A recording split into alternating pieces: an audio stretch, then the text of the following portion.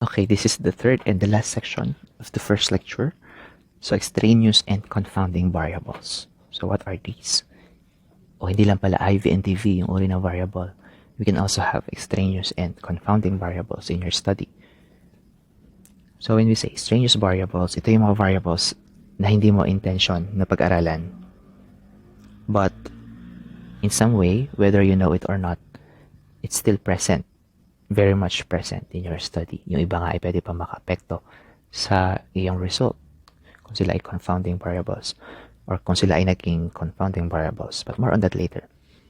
Rather than there being just a few extraneous variable, there are likely to be hundreds or even thousands. So in other words, hindi ka makakaligtas sa mga extraneous variable. So what can you do if pwede pala maka-apekto ang mga ito sa iyong study? So what you can do is to control them, control these extraneous variables. Let's have another sample study.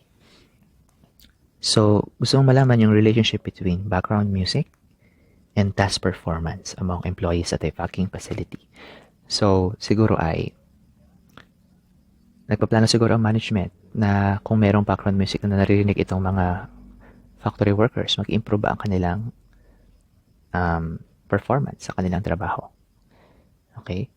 You wanted to know that. So this is the context. In these packing facilities, the job of employees is to collect items ordered by customers from the warehouse, package them, stick on a label with the customer's address, and put the package on the delivery line. So pag nagawa pala nila yon, that's counted as completing one task. Mahaba pala yung process nila. So siguro gusto nilang malaman what if we let them listen to a background music while working? Mag-improve pa yung kanilang task performance. So, these are your intentional variables, yung IV and your DV. Ito yung gusto mo talagang pag-aralan, di ba? Yung background music and the task performance. You wanted to know if background music, the cost variable or the independent variable, ay may effect on the dependent variable, which is the task performance. So siguro bibigyan mo yung isang grupo ng may background music, yung isa makapakinig sila. Yung isang grupo, they won't be hearing background music. Para sa duro, pwede mong i-compare kung ilan yung nagawang task ng dalawang grupo na yon. Okay? Kung consistent yung result na yung grupo na tong nakikinig sa background music, talagang they are able to do more tasks. You can later give a conclusion na kapag naglagay pala tayo ng background music, it will improve their performance. Pero although those are your intentional variables, pwedeng may mga extraneous variables, di ba? O mga unintentional variables na maaaring maging present in your study. Hindi mo sinasadya, but it's present in your study. It's not always a good thing, or it's not always a bad thing, rather, yung mga extraneous variable. Minsan pa nga ay pwede siyang magpaganda ng ating research kung atin siyang ma-identify and makakontrol. Mas magiging rich yung ating research. Malalim. For example, hindi lang tayo makakontento doon sa background music. May background music yung isa, yung kabilang grupo, wala. Pwede natin ding baguhin, di ba? Yung type of background music. Ano kaya yung effect pag pinatugtog mo yung dance music? O kaya yung classical music? Siyempre, bilang management, gusto mong malaman, okay, may effect ang background music, pero what type of music yung papakinig ko sa kanila, di ba? Loudness of music. Malakas. Ano yung volume? Low, medium, or high? What's the effect on the performance? Para sa dulo, kung gagawin mo naman yung initiative na to, anong volume yung papakinig mo sa mga employees mo? Time of day when the background music was played. So, sa umaga ko ba siya patutugtugin? Sa tanghali ba? Pag siesta time ba? Kung kailan antok na sila, and so on. So, okay to. Kasi pwede mo siyang, yung mga extraneous variables na to, if you identify them, pwede mo silang isama sa study mo. Di ba? But the second type of extraneous variables, pwede siyang maka-apekto on the dependent variable, on the result. Diba? For example, employee tiredness. Ano ba independent variable natin? Diba? Task performance.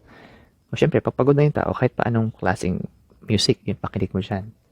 Di ba? Dadating yung point na hindi niya na kayang maging efficient. Maapektuhan na talaga yung kanyang task performance. Employee motivation, o halimbawang hindi naman siya motivated sa trabaho mo. Bakit siya magiging efficient, di ba, in his job? Kahit pabigyan mo yan ng music or not, if that person is not motivated to perform, he wouldn't do it. Or if he is not satisfied in the job kasi maliit magpasweldo or konting benefits, so on and so forth. So may music man or wala, that will really affect his or her performance, di ba? And we really need to be mindful of these extraneous variables.